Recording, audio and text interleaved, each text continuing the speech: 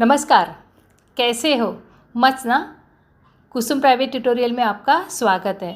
आज हम 9th standard का lesson पढ़ेंगे और लेसन का नाम है दिव्याच्या शोधा मागचे दिव्य और उसके लेखक हैं डॉक्टर अनिल गोडबोले जी। दिव्याच्या शोधा मागचे दिव्य, इसका अर्थ है बल्ब के इन्वेंशन के लिए जो मेहनत है। बच्चों, जो थॉमस एडिसन थे वो एक बड़े वैज्ञानिक थे, बड़े साइंटिस्ट थे। कितनी बार उन्होंने इन्वेंशन किया, तभी इन्वेंशन के बाद कितनी बार वो असफल हुए, फिर भी उन्होंने हार नहीं मानी और बिजली के बल्ब का क्रांतिकारी आविष्कार थॉमस एडिसन ने ये आविष्कार कर लिया। बच्चों, मैं थोड़ी सी उनके बारे में एक कहानी बताना चाहती हूँ कि एक बार थॉमस एडिसन स्कूल से घर आए और अपनी माँ को कहा कि टीचर ने मुझे ये नोट दिया है और टीचर ने ये भी कहा है कि ये सिर्फ आपकी माताजी ही पढ़ सकती है। एडिसन ने पूछा, माँ इसमें क्या लिखा है? तब एडिसन की माँ जो थी उनकी आंखों में आंसू आ गए। माँ ने कहा, टीचर ने लिखा है आपका बेटा जीनियस है, हमारा स्कूल उसके लिए बहुत छोटा है, यहाँ अच्छे टीचर्स भी नहीं है, इसलिए बेहतर होगा कि उसे आप खुद ही पढ़ाइए अपने घर पर। तो बच्चों, आगे की स्टोरी में इसको लेसन कंप्लीट हो जाएगा, इसके बाद मैं उसको कंप्लीट करूँगी और उसमें हमें क्या मोटिवेशन लेना है वो मैं आपको बताऊँगी। तो अभी हम इसकी प्रस्तावना पढ़ते हैं। थॉमस अल्वा एडिसन यांनी शोध लावलेल्या दिव्याच्या शोधामागची कथा एडिसन यांच्याकडे प्रयोगशीलता याचे मार्मिक वर्णन प्रस्तुत पाठातून लेखकांनी केले आहे। इस पाठ में एडिसन ने जो बल्ब की शोध की उसकी कहानी और उन्होंने जो एक्सपेरिमेंट किए इसका वर्णन इस पाठ में किया है। बच्चों, अभी हम लेसन पढ़ेंगे। वसंत ऋतु के दिवस, जो ये मौसम है वसंत ऋतु की मौसम, उसके दिन थे। काही दिवस सुट्टी घालवण्यासाठी मित्रांना घेऊन थॉमस एडिसन एका डोंगराळ भागातील खेडेगावात जाऊन राहिला। कुछ इनको जो छुट्टियां थी, उनके हॉलीडेज़ थे, उस हॉलीडेज़ में थॉमस एडिसन अपने मित्रों के साथ विलेज गए थे। सूर्यग्रहण असल्यामुळे भर दिवसा सर्वत्र अंधार पसरला होता। उस दिन, जिस दिन ये लोग गए थे, उस दिन सूर्यग्रहण था और सूर्यग्रहण की वजह से दिन में भी अंधेरा हो गया था। तिथे काही शास्त्रज्ञ आणि ज्योतिषी सूर्यग्रहणाची अभ्यास करण्यासाठी जमले होते। एडिसन और उसके मित्र जहाँ पर गए थे, जिस गांव में, वहाँ पर ही साइंटिस्ट आए थे और एस्ट्रोलॉजर, वो सब भी वहाँ पर आए हुए थे। मित्रमंडळीच्या गप्पा रंगत आल्या होत्या। एडिसन के साथ जो उनके मित्र गए थे वो सब गप्पा गोष्टी वहाँ पर कर रहे थे। पण एडिसन कसल्या तरी विचारात गढून गेला होता, लेकिन एडिसन गप्पा गोष्टी नहीं कर रहा था उनके साथ, कोई और उनके दिमाग में उनके कोई विचार आ रहा था। त्याच्या एका मित्राने सहजपणे विचारले, काय एडिसन साहेब, कसल्या एवढ्या विचारात गडलात? त्या अंधारावर मात करणाऱ्या, प्रकाश देणाऱ्या वस्तूच्या शोधाची कल्पना तर नाही ना तुमच्या डोक्यात? उसका एक जो दोस्त है वो कहता है उसको कि एडिसन, कौन से विचारों में तू डूब गया है? असले काहीतरी वेळगड विचार नेहमीच तुमच्या डोक्यात येतात। उसका मित्र इसको कह रहा है कि वेड़ेपन मतलब ऐसा विचित्र, पागल के जैसे विचार तेरे दिमाग में ऑलवेज आते रहते हैं। मला वेडगण म्हणा किंवा काहीही म्हणा, पण खरेच नेमका असाच विचार माझ्या डोक्यात आता आला आहे।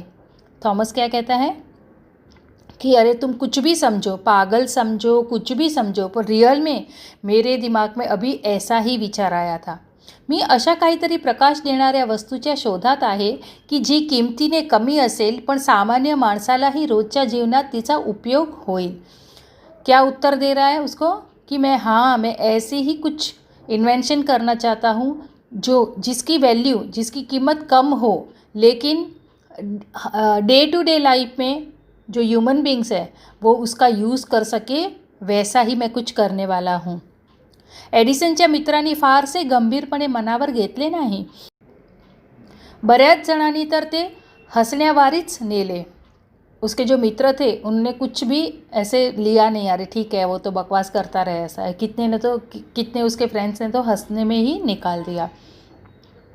तुम्हाला ही थट्टा वाटते, पण हातच्या कंकणाला आरसा कशाला?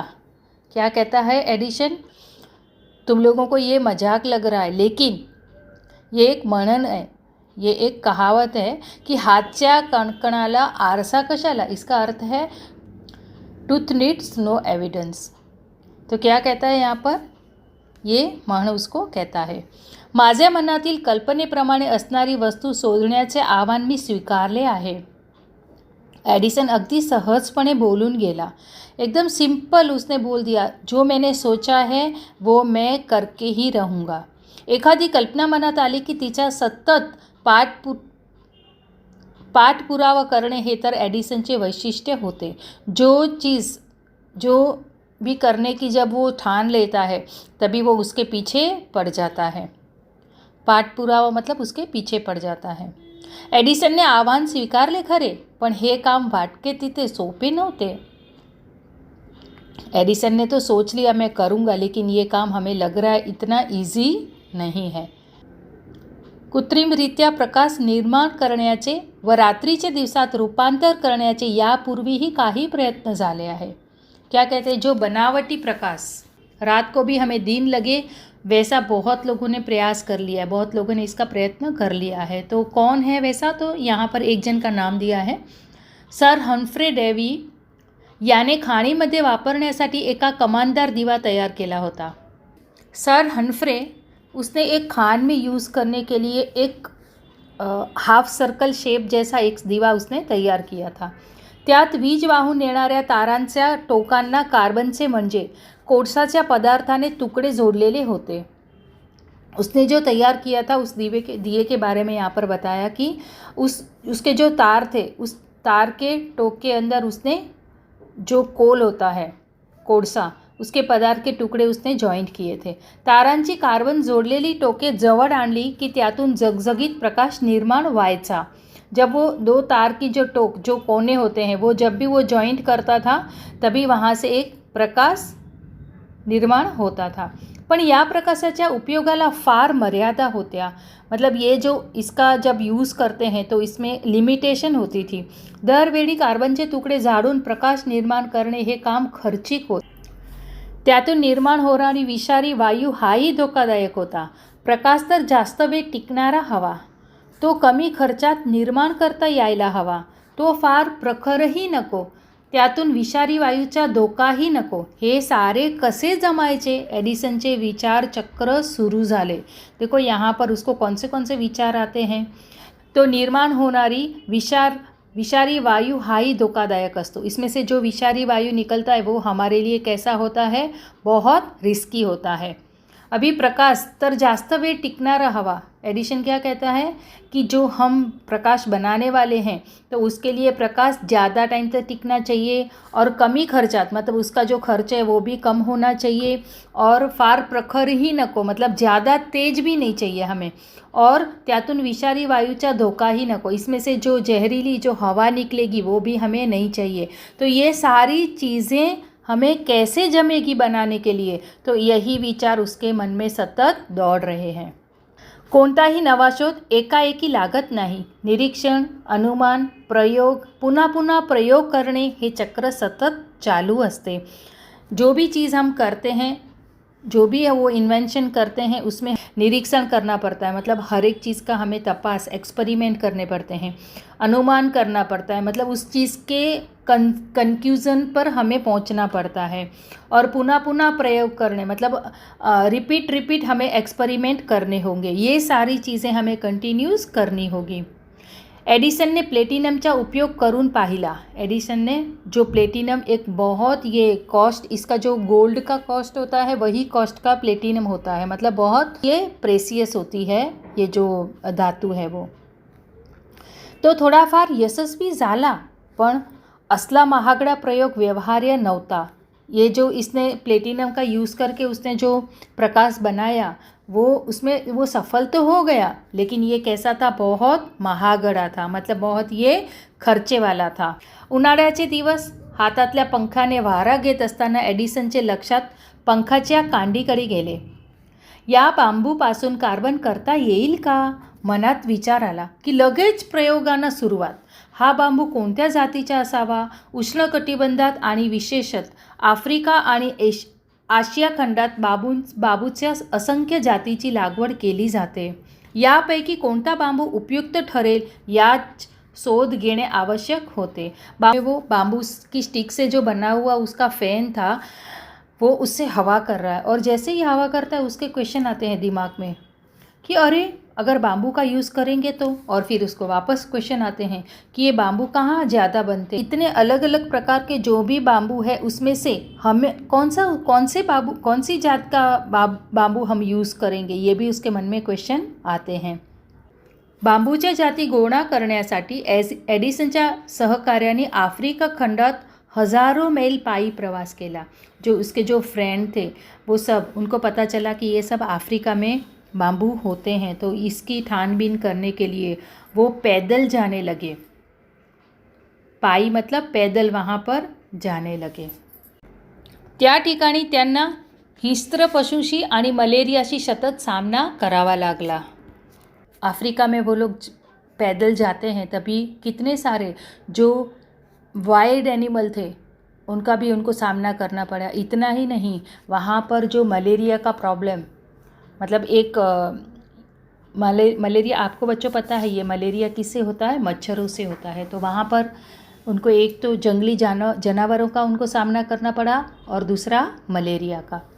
बांबूच्या जाती गोळा करण्यासाठी एडिसनने पाण्यासारखा पैसा खर्च केला. त्यातून त्याने 6,000 प्रकारच्या बांबूच्या जाती गोळा केल्या.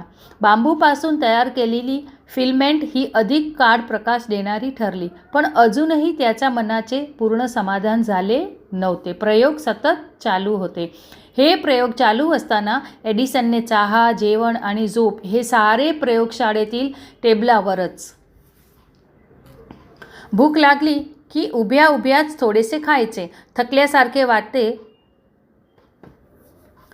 एडिसन ने क्या किया था, जब वो बांबू की जो जात, कितनी जात है, क्या है, सारा इकट्ठा करने के लिए उसने बहुत सारा खर्चा कर लिया था. त्यातून त्याने 6,000 मतलब इसने 6,000 अलग अलग वेराइटी ऑफ 6,000 बांबू उसने इकट्ठा किए थे. बांबू से जो उसने फिल्मेंट जो किया था उसकी वजह से प्रकाश तो ज़्यादा टाइम टिकता था, लेकिन फिर भी उसके मन को अभी भी समाधान नहीं था. ये उसका चालू ही था. तभी उसको खाना पीना सब जो भी चीज़ें करता था सब लैब में ही, लैब का जो टेबल था, टेबल के ऊपर ही सारी चीज़ें. उसको भूख भी नहीं लगती थी और जो भी खाना खाता था वो खड़े खड़े ही अपना खाना खा लेता था. और सोता भी था तो कैसे की बसल्या बसल्या थोडीशी डुलकी घ्यायची, मतलब बैठे बैठे ही वो नींद ले लेता था. तरीही कामातून थोडीशी फुरसत मिळाली की एडिसन त्याच्या सहकार्यांना समुद्रावर मासे मारायला किंवा नृत्याच्या नाही तर गाण्याच्या कार्यक्रमांना घेऊन जायचा. अगर उसके बीच में भी अगर थोड़ा सा भी उसको टाइम मिलता था तो वो कहाँ जाता था? समुद्र पर जो मासे मारने के लिए, या तो वहाँ पर जो नृत्य होता था, जो नाच होता था, कई बार तो वहाँ गाने भी होते थे, वो सब कार्यक्रम के लिए वो वहाँ पर जाता था. मन ताजे तवाने झाले की पुन्हा कामाला सुरुवात. ये सब एक्टिविटी करने के बाद उसको जब एकदम वो फ्रेश हो जाता था तो वापस अपने काम पर वो लग जाता था. सुरुवातीला दिव्याच्या प्रयोगाबाबतची प्रत्येक कल्पनाच योग्य आहे असे एडिसनला वाटायचे, पण प्रयोग करून पाहिल्यावर त्यातील फोलपणा जाणवायचा. केलेला प्रत्येक प्रयोग आणि त्यातून काय आढळले याची पद्धतशीर नोंद वह्यांमधून ठेवली. अशा त्याच्या प्रयोगाच्या 200 वह्यांची 40,000 पाने भरून गेली होती. स्टार्टिंग में जो भी वो करता था, उसको जो भी विचार आते थे वो सब उसको लगता था अरे यार ये हो गया, अभी सही हो गया ऐसे लगता था. लेकिन फिर भी आगे जाकर उसको लगता था अरे नहीं, आगे इसमें गलती आ गई. फिर जो भी ये गलतियाँ करता था सारी गलतियों को अपनी नोटबुक में वो नोट करता था. असा त्याच्या प्रयोगाच्या 200 वह्यांची 40,000 पाने, मतलब इसके जो प्रयोग, वो जो भी प्रयोग करता था ऐसे उसके 200 बुक्स भर गई थी. और पेजेस कितने बताए? 40,000 पेजेस उसके भर गए थे. एडिसनचे काही टीकाकर त्याला म्हणायचे, हा सगळा खटाटोप फुकटचा गेला म्हणायचा, कारण यातला बहुतेक नोंदी या फसलेल्या प्रयोगांच्या आहेत. या टीकाकारांना एडिसनने उत्तर दिले आहे. देखो उसके जो टीकाकार थे, जो करते हैं ना, कोई काम करते हैं इसके बीच में कोई भी अंगुली करने वाले होते हैं तो उसको क्या कहते हैं कि अरे तूने इतने पेजेस भर दिए, इतनी तूने बुक्स भर दिए, ये सारी चीज़ें जो भी तू प्रयत्न करता है ये तो तेरा सब फुकट गया. लेकिन उसको उन जो टीकाकार थे उनको एडिसन क्या उत्तर देता है, मी जे हजारो प्रयोग केले ते फसले तरी फुकट गेले असे कसे म्हणता येईल. निदान माझ्यानंतर प्रयोग करणाऱ्याला हेच प्रयोग पुन्हा करून पाहण्याची गरज नाही. त्यांचे ते श्रम आणि वेळ वाचला, हा फायदाच नाही का. देखो क्या उनको उत्तर देता है कि मैंने जो प्रयोग किया वो कैसे फुकट जाएगा. एटलीस्ट जो मेरे पीछे जो भी प्रयोग करने वाले होंगे उनके लिए तो बहुत अच्छा हो जाएगा. उनका समय भी बचेगा और उनकी जो मेहनत है वो भी बचेगी. तो सतत 10 ते 12 वर्षे प्रयोग करून पाहिल्यानंतर दिव्यामध्ये फिल्मेंटसाठी वापरण्यात येणाऱ्या टंगस्टन धातूचा प्रयोग यशस्वी झाला. 10 to 12 ईयर्स के बाद में जो भी उसने किया तो उसको ये लगा कि जो टंगस्टन ये भी एक प्रकार की बीजवाहक धातु है, इससे उसको लगा कि ये थोड़ा मेरा सही हो गया है. इतना महत्त्वपूर्ण शोध लागला पण तो लोकांना माहीत कसा व्हावा. इसने जो भी उसने किया टंगस्टन धातु से जो उसने प्रयोग किया वो सक्सेस हो गया, लेकिन ये सोच रहा है कि मैं लोगों को कैसे बताऊं. त्याच्या डोक्यात एक कल्पना आली. मेनलो पार्क येथील घराभोवती त्याने प्रचंड मोठा मांडव उभारला. देखो बच्चों, ये जो मेनलो पार्क है ना, ये एडिसन का घर है. उसने क्या किया, अपने घर उसने मंडप बनाया, वहाँ पर प्रचंड मोठा मांडव उभारला, मतलब बहुत बड़ा वहाँ पर उसने मंडप खड़ा किया. त्या ठिकाणी नाना प्रकारच्या दिव्यांची आकर्षक रोशनाई केली. वहाँ पर उसने क्या किया, जितने अलग अलग प्रकार के जो भी बल्ब थे सारे बल्ब उसने वहाँ पर लगा दिए. झाडात, झुडपात, अंगणात, गच्चीवर, किंबहुना जिथे जागा मिळेल तिथे वाटाण्यापासून भोपळापर्यंतचा विविध आकाराचे आणि रंगाचे दिवे लावण्यात आले. देखो उसने क्या किया, उसको जहाँ भी जगह मिली, झाड़ में, घर में, टेरेस पे, जहाँ भी खाली जगह जहाँ पर भी दिखी उसने क्या किया. देखो वटाना तो बहुत छोटा होता है और भोपड़ा बहुत बड़ा होता है, तो मतलब इतने छोटे से लेकर बड़े जितने भी बल्ब थे सारे बल्ब उसने अलग अलग कलर के, अलग अलग शेप के उसने लगा दिए. तो दिवस होता 21 अक्टोबर 1879चा. ये जो दिन कौन सा था ये यहाँ पर बताया है. घराभोवतीच्या दिव्यांच्या जगमगाट पाहायला सारे गांव लौटले होते. देखो इसने जो मंडप लगाया था तो सब गांव के लोग यहाँ पर उसको ये देखने के लिए, रोशनी देखने के लिए आए थे. एडिसनने केलेले या दिवाळीच्या वर्तमानपत्रात आणि सगळीकडे गवगवा झाला. ये जो इसने किया था ये सब उसका फेमस हो गया और न्यूज़पेपर वाले भी वहाँ पर आए और सब लोगों को पता चल गया कि इसने ये रोशनाई यहाँ पर है जो इसने बनाया है. वर्तमानपत्रातून दिव्याच्या शोधाची बातमी जगभर पसरली. देखो न्यूज़ की वजह से हर जगह पे इसकी बातम्या पहुंच गई. 21 अक्टोबर 1929 या दिवशी एडिसनने लावलेल्या दिव्याच्या शोधात 50 वर्षे पूर्ण झाल्यावर साऱ्या अमेरिकेने हा दिवस एखाद्या महोत्सवासारखा साजरा केला. सबको जैसे पता चल जाता है तो अमेरिका के जो लोग हैं उन्होंने भी क्या किया, जो 50 इयर्स जब कंप्लीट हो रहे थे तो इन्होंने बहुत बड़ा एक उत्सव भी मनाया था. एका मोठ्या समारंभात अमेरिकेच्या अध्यक्षांनी एडिसनचा सन्मान केला. या घटनेच्या निमित्ताने अमेरिकेच्या पोस्ट खात्याने दिव्याचे चित्र असणारी तिकीटेही प्रसिद्ध केली. देखो उनका सम्मान भी हुआ. फिर उसके बाद में उनकी जो टिकट थी उस टिकट के ऊपर इसका जो दिव्या के जो उसने चित्र था, जो बल्ब का चित्र था वो भी वहाँ पर लगाया. एक सर्वसामान्य बुद्धिमत्ता असणाऱ्या एडिसनने हे सारे कसे केले याचे त्याच्या टीकाकारांना आश्चर्य वाटले. उसके जो टीका करने वाले जो लोग थे उनको लोगों को लगता है अरे यार ये तो ऐसा था, इसने कैसे करके दिखाया. पण त्यांना एडिसनने मार्मिकपणे सांगितले. देखो एडिसन क्या उत्तर देता है उनको, इतरांपेक्षा माझ्यामध्ये बुद्धिमत्ता अधिक होती असे मुळीच नाही, पण संकटांना तोंड देण्याची असंख्य प्रकाराचे प्रयोग करून पाहण्याची व हजारो वेळा अपयश आले तरी पुन्हा तितक्याच उमेदीने नवे प्रयोग करून पाहण्याची चिकाटी माझ्याजवळ होती. क्या उनको उत्तर क्या देता है उनको की इतरांपेक्षा माझ्यामध्ये बुद्धिमत्ता अधिक होती असे मुळीच नाही. मैं ज़्यादा बुद्धिशाली हूँ ये मैं नहीं मानता हूँ, लेकिन जो भी प्रॉब्लम्स आती है उस प्रॉब्लम पर मैं कभी भी पॉजिटिव रहता हूँ, रोते नहीं बैठता हूँ. और क्या कहता है, असंख्य प्रकारचे प्रयोग, मतलब मैंने अलग अलग कितने हजारों मैंने प्रयोग किए और हजारों प्रयोग करते वक्त मुझे हर समय असफलता मिली, फिर भी मैंने कभी भी उम्मीद नहीं छोड़ी थी, मैंने कभी भी होप नहीं छोड़ा था और मैं प्रयोग करता रहा. और इस तरह उनको अपने जो टीकाकार थे उनको जवाब देता है एडिसन. माझ्या यशात एक हिस्सा भाग बुद्धिमत्तेचा असल्यास 99 हिस्से भाग हा चिकाटीचा आहे. क्या कहता है कि जो मुझे यश मिला, जो भी मुझे विजय मिला, उसके लिए मेरा बुद्धि का परसेंट तो 1% होता है.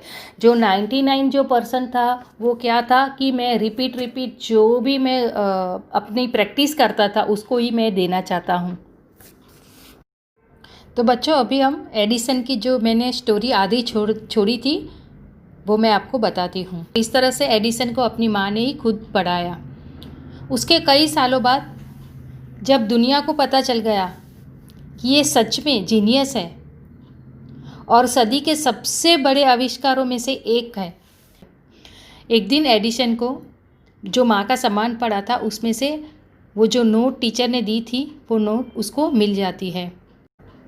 आपके बेटे की दिमाग हालत ठीक नहीं है,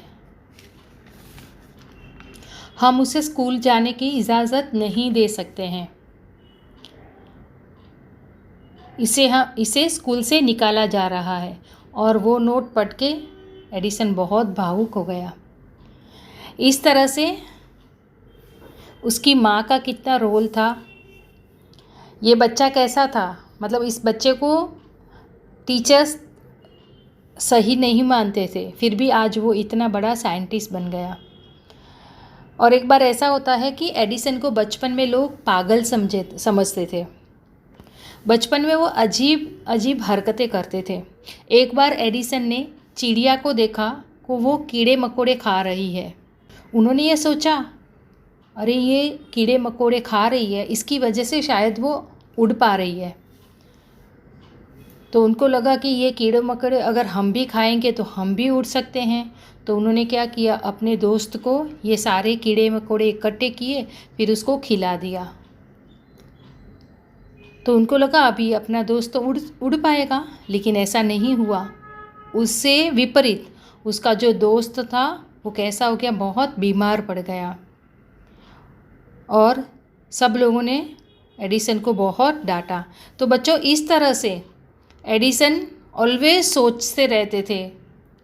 जो उनको काम लगता था करने के लिए, जो सोचते थे वो काम करने के लिए वो रेडी हो जाते थे.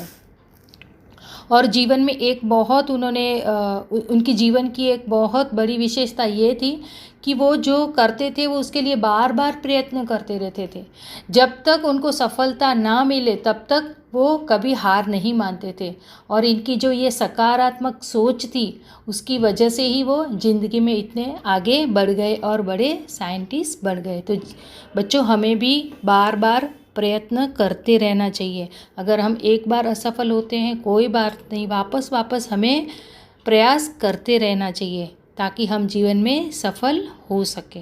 ठीक है, तो ये लेसन आपको अच्छे से समझ में आ गया होगा. और मुझे सपोर्ट करने के लिए थैंक यू वेरी मच. मिलते हैं हम अगले वीडियो में, तब तक के लिए थैंक यू.